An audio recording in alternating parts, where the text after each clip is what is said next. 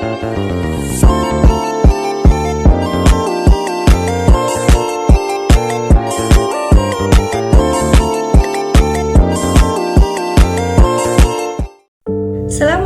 warahmatullahi wabarakatuh.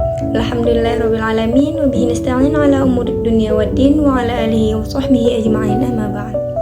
Hamdan syukurillah, salatan wa salamin ala rasulillahi sallallahu alaihi wasallam.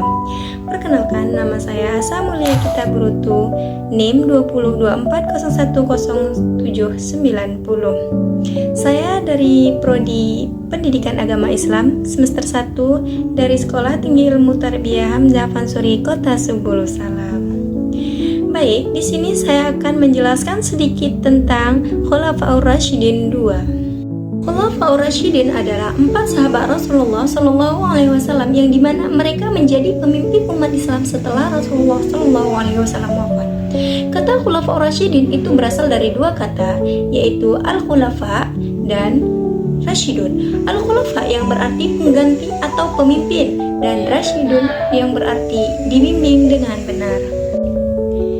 Masa kepemimpinan Khulafaur Rasyidin merupakan masa yang paling penting dalam perjalanan Islam, yang dimana mereka berhasil memperluas syiar Islam hingga keluar jazirah Arab dan meletakkan dasar-dasar kehidupan agama Islam. Ada 4 para sahabat yang menjabat sebagai Khulafaur Rasyidin. Yang pertama, Abu Bakar Asy-Shiddiq.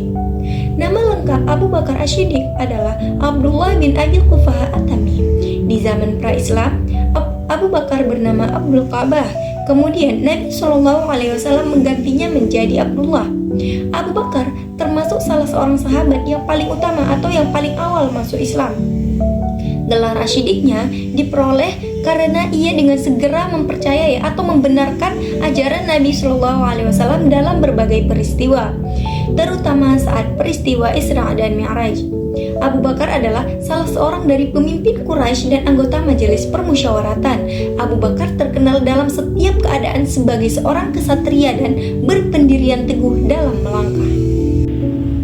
Masa kepemimpinan Abu Bakar Asy-Shiddiq sangatlah singkat. Abu Bakar menjabat sebagai khalifah hanya 2 tahun, yaitu mulai pada tahun 632 sampai 634 Masehi. Namun, walaupun Abu Bakar menjabat hanya dalam waktu 2 tahun, ia mampu mengamankan negara baru Islam dari perpecahan dan kehancuran, baik dari kalangan para sahabat mengenai persoalan pengganti Nabi maupun tekanan-tekanan dari luar dan dalam.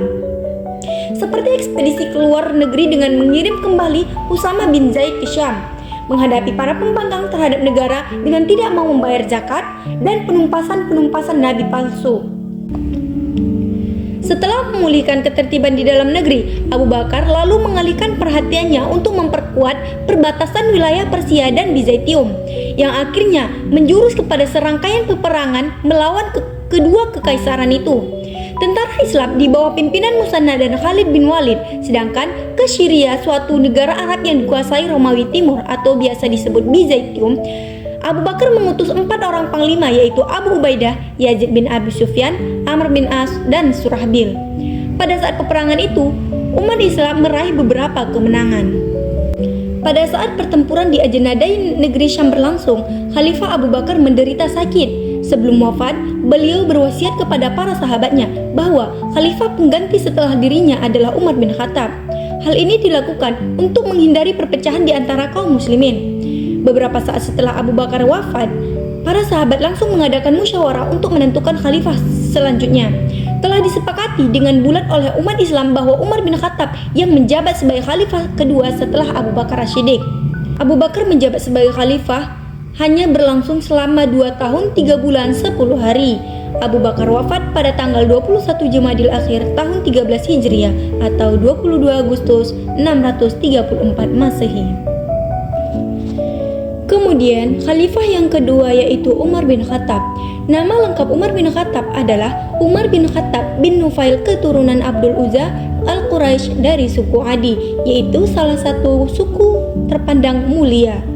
Umar dilahirkan di Mekah 4 tahun sebelum kelahiran Nabi Muhammad SAW. Ia adalah seorang berbudi luhur, fasih, dan adil serta pemberani. Beberapa keunggulan yang dimiliki Umar membuat kedudukannya semakin dihormati di kalangan masyarakat Arab, sehingga kaum Quraisy memberi gelar singa padang pasir. dan karena kecerdasan dan kecepatan dalam berpikirnya, ia dijuluki Abu Faiz. Umar bin Khattab menjabat sebagai khalifah mulai pada tahun 634 sampai 644 Masehi. Di zaman pemerintahan Umar, pusat kekuasaan Islam di Madinah mengalami perkembangan yang sangat pesat. Khalifah Umar telah berhasil membuat dasar-dasar bagi suatu pemerintahan yang handal untuk melayani tuntunan masyarakat baru yang terus berkembang. Khalifah Umar bin Khattab memerintah selama 10 tahun lebih 6 bulan 4 hari. Kematiannya sangatlah tragis. Seorang budak Persia bernama Fairuz atau Abu Lu'lu'ah secara tiba-tiba menyerang dengan tikaman pisau yang tajam ke arah khalifah yang akan menunaikan sholat subuh. Umar bin Khattab wafat 3 hari setelah peristiwa tikaman pisau tersebut, yaitu pada tanggal 1 Muharram 23 Hijriah. Beliau dimakamkan sejajar dengan makam Rasulullah dan Abu Bakar. Kemudian, khalifah yang ketiga yaitu Utsman bin Affan. Nama lengkapnya yaitu Utsman bin Affan bin Abil As bin Umayyah dari suku Quraisy. Utsman memeluk Islam karena ajakan Abu Bakar As-Siddiq dan menjadi salah seorang sahabat yang paling dekat dengan Nabi Shallallahu Alaihi Wasallam. Seperti halnya Umar, Utsman diangkat menjadi khalifah setelah melalui beberapa proses pemilihan, yaitu melewati badan syura yang dibentuk oleh Umar menjelang wafatnya. Masa pemerintahan Utsman adalah selama 12 tahun. Ini adalah masa pemerintahan yang paling terpanjang dari semua khalifah di zaman Rashidah. Para penulis sejarah membagi zaman pemerintahan Utsman bin Affan menjadi 2 periode, yaitu 6 tahun pertama merupakan masa kejayaan pemerintahannya dan tahun terakhir merupakan masa pemerintahan yang buruk. Pemerintahan Utsman bin Affan berlangsung selama 12 tahun, yaitu mulai pada tahun 644 sampai 656 Masehi. Pada saat akhir kekhalifahannya, muncul perasaan tidak puas dan kecewa di kalangan umat Islam terhadapnya. Kepemimpinan Utsman memang sangat berbeda dengan kepemimpinan Umar. Pada tahun 35 Hijriah atau 656 Masehi, Utsman dibunuh oleh kaum pemberontak yang terdiri dari orang-orang kecewa itu. Mereka mengepung rumah Utsman dan membunuhnya ketika sedang membaca Al-Quran. Pembunuhan Utsman merupakan malapetaka yang sangat besar terhadap umat Islam. Kemudian khalifah yang terakhir yaitu Ali bin Abi Thalib. Ali bin Abi Thalib memerintah dari tahun 656 sampai 661 Masehi. Sejak kecil, ia dididik dan diasuh oleh Nabi Shallallahu Alaihi Wasallam. Ali seringkali ditunjuk oleh Nabi menggantikan beliau menyelesaikan masalah-masalah penting. Semasa pemerintahannya, Ali tidak banyak dapat berbuat untuk mengembangkan hukum Islam karena keadaan negara tidak stabil. Ali bin Abi Thalib diangkat sebagai khalifah bukan karena hasil keputusan musyawarah umat Islam, tapi ia diangkat oleh para pemberontak.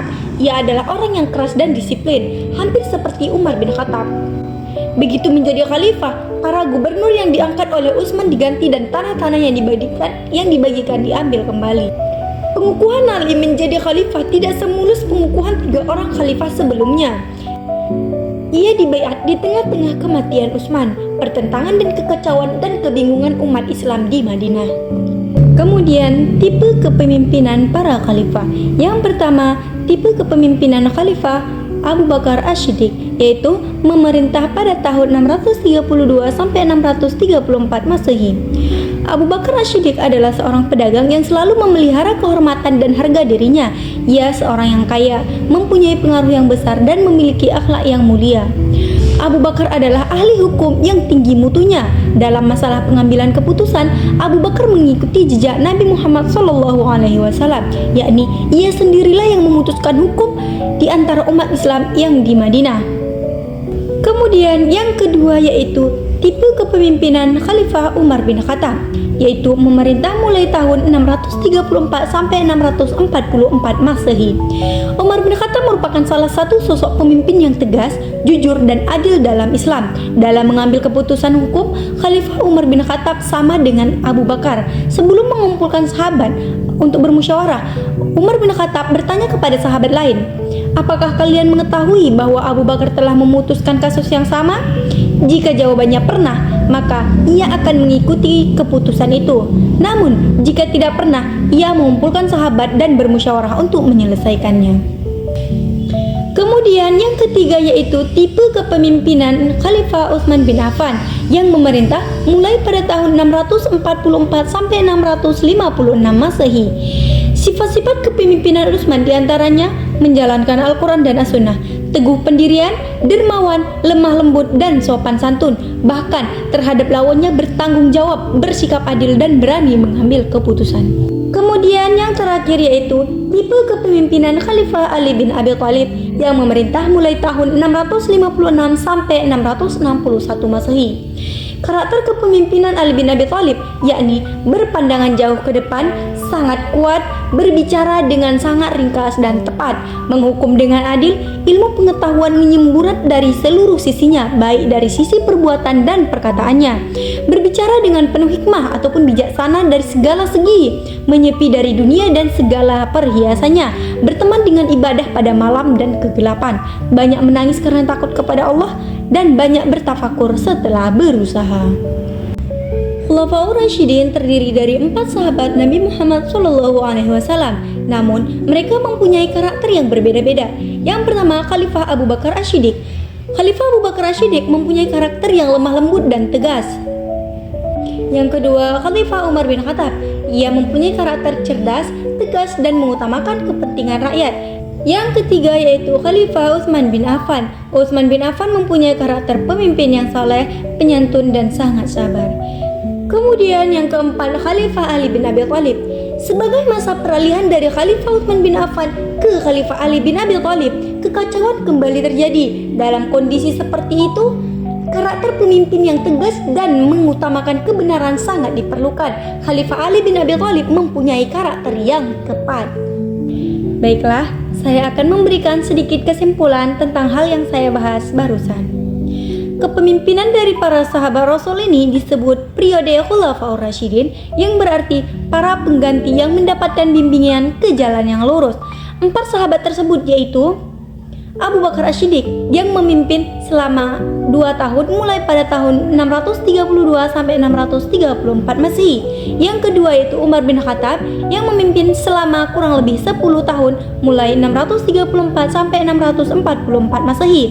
Yang ketiga yaitu Utsman bin Affan yang memimpin selama 12 tahun lebih mulai pada tahun 644 sampai 656 Masehi. Kepemimpinan Utsman bin Affan adalah kepemimpinan yang paling panjang. Kemudian yang keempat yaitu Ali bin Abi Thalib yang memimpin kurang lebih selama 5 tahun, yang memimpin mulai pada tahun 656 sampai 661 Masehi.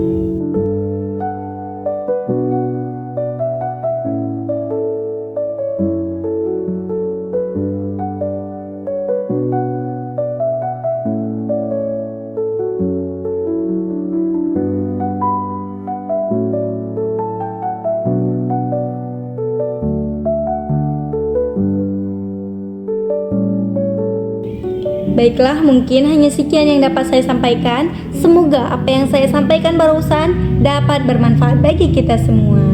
Oke teman-teman, jangan lupa like, comment, and subscribe. Oke, bye-bye. Assalamualaikum warahmatullahi wabarakatuh.